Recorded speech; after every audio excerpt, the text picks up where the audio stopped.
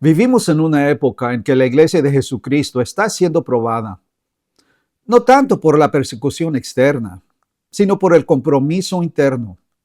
Una de las evidencias más notables de este compromiso es la creciente aceptación de mujeres sirviendo como pastores y líderes de la iglesia local.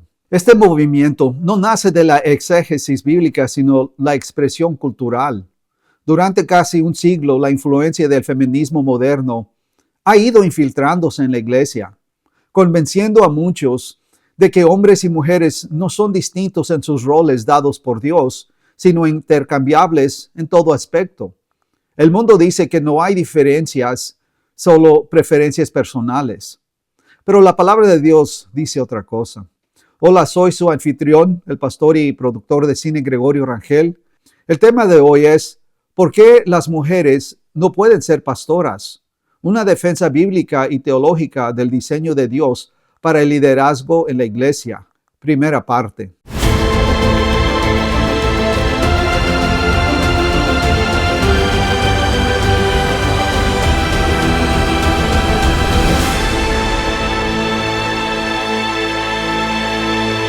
Por tanto, el asunto ante nosotros no es de habilidad, inteligencia o valor.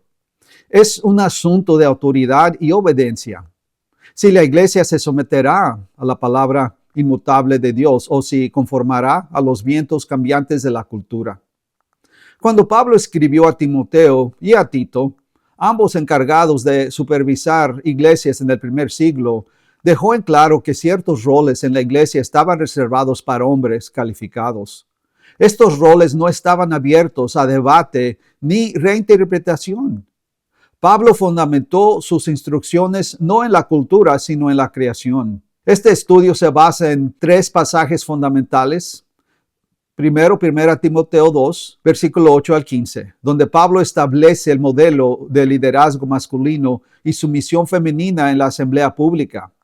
También en 1 Timoteo capítulo 3, versículo 1 al 7, donde describe las cualificaciones del obispo o pastor.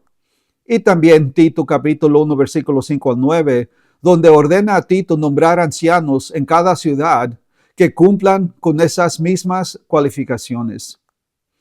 Pablo escribió a Tito diciendo, por esta causa te dejé en Creta para que corrigieras lo deficiente y establecieras ancianos en cada ciudad, así como yo te mandé. Tito capítulo 1, versículo 5. La frase corrigiese lo suficiente significa poner en orden, enderecer lo que falta. Aparentemente ya existían iglesias en Creta, pero sus estructuras de liderazgo estaban desordenadas. La preocupación de Pablo no era simplemente que existieran iglesias, sino que existieran conforme al patrón de Dios. ¿Y cuál era ese patrón? Pablo dice, el que fuera irreprensible marido de una sola mujer, en Tito capítulo 1, versículo 6. El término marido de una sola mujer significa literalmente un hombre de una sola mujer. No puede traducirse como mujer de un solo marido. Es un término marcadamente masculino, refiriéndose a hombres llamados a guiar el rebaño de Dios. Pablo repite la misma cualificación en 1 Timoteo capítulo 3, versículo 2, cuando dice, pero es necesario que el obispo sea irreprensible marido de una sola mujer. Aquí no hay ambigüedad. El lenguaje de la escritura inspirada por el Espíritu Santo excluye la posibilidad de pastoras o ancianas. El oficio bíblico de pastor maestro siempre está enmarcado en lo masculino porque Dios así lo diseñó. Ahora bien, algunos podrían preguntar, ¿por qué importa eso? ¿Por qué importa si quien predica la palabra es un hombre o una mujer mientras proclame la verdad? La respuesta, queridos amigos, es simple, porque a Dios le importa tanto el mensaje como el mensajero. Así como los sacrificios en el Antiguo Testamento debían ser ofrecidos por sacerdotes consagrados de la tribu de Leví, asimismo, el pastoreo del rebaño de Cristo está reservado para aquellos que Dios ha calificado y llamado conforme a su orden revelado. Alterar ese orden es usurpar la autoridad divina, un pecado con graves consecuencias. El fundamento de ese orden no se remonta a la cultura grecorromana, sino a Génesis, a la misma creación del hombre y la mujer. Pablo lo deja claro en 1 Timoteo capítulo 2, versículo 13 al 14, diciendo, porque Adán fue formado primero, después Eva, y Adán no fue engañado, sino que la mujer, siendo engañada, incurrió en transgresión. Noten el argumento de Pablo. No apela a la cultura, ni a la educación, ni a la costumbre social. Apela a la creación, al orden que Dios mismo estableció antes de la caída.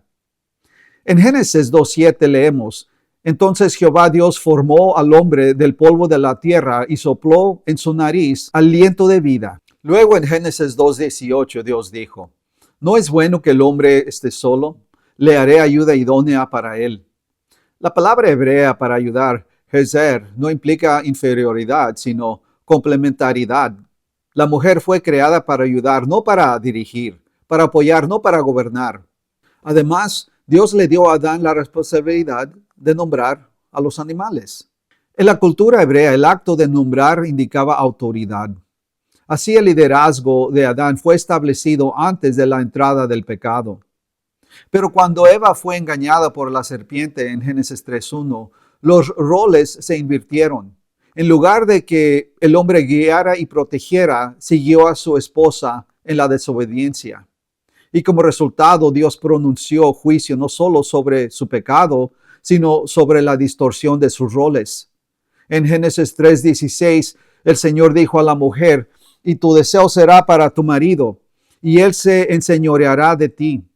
La palabra hebrea para deseo, teshukah, aparece nuevamente en Génesis 4:7, donde Dios advierte a Caín, el pecado está a la puerta.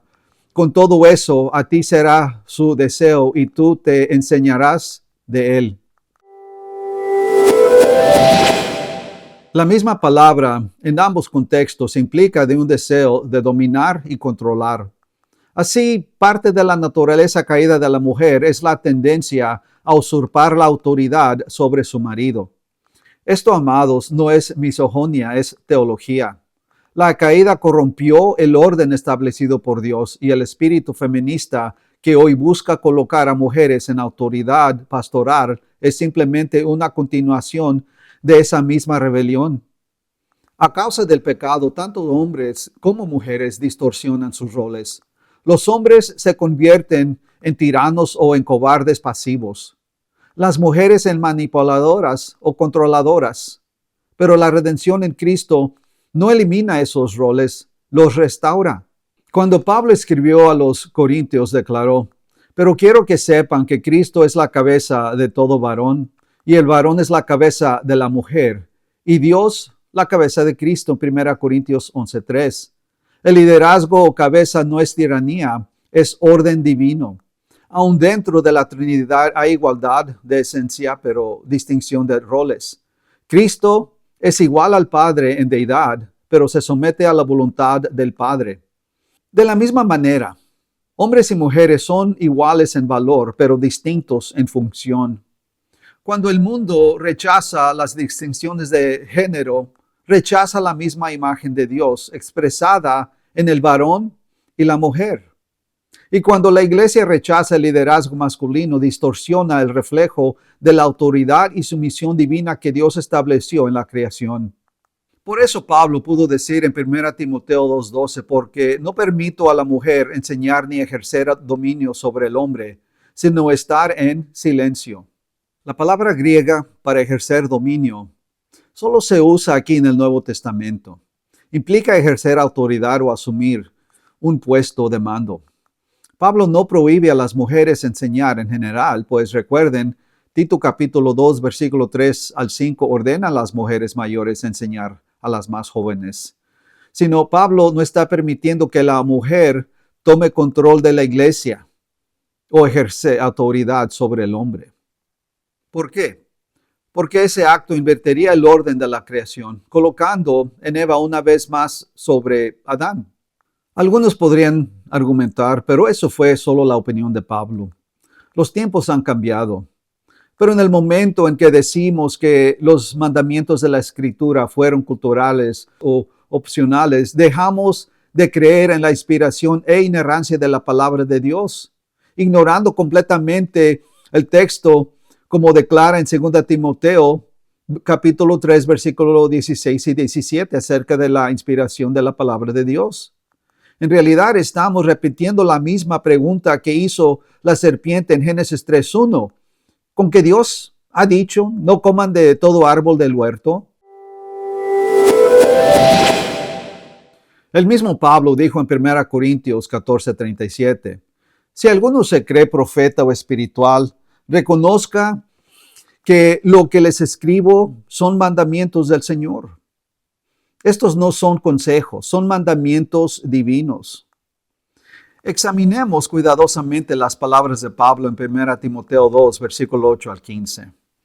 Primero en los versículos 8 al 10 escribió, quiero pues que los hombres oren en todo lugar levantando manos santas, sin ira ni contienda. Asimismo que las mujeres se atavíen de ropa decorosa, con pudor y modestia, no con peinados ostentosos, ni oro, ni perlas, ni vestidos costosos, sino con buenas obras, como corresponde a mujeres que profesan piedad. Note que Pablo comienza con los hombres ordenándoles dirigir la oración pública. Luego pasa a las mujeres, abordando su conducta y apariencia, enfatizando la modestia, el decoro y las buenas obras.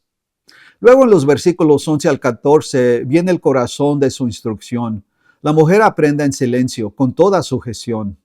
Porque no permito a la mujer enseñar ni ejercer dominio sobre el hombre, sino estar en silencio, porque Adán fue formado primero, después Eva, y Adán no fue engañado, sino que la mujer siendo engañada, incurrió en transgresión. Este pasaje no prohíbe que la mujer aprenda, lo ordena.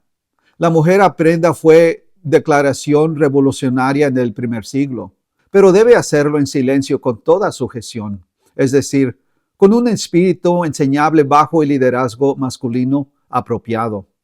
El razonamiento de Pablo es claro. Porque Adán fue formado primero, el liderazgo está arraigado en el diseño divino.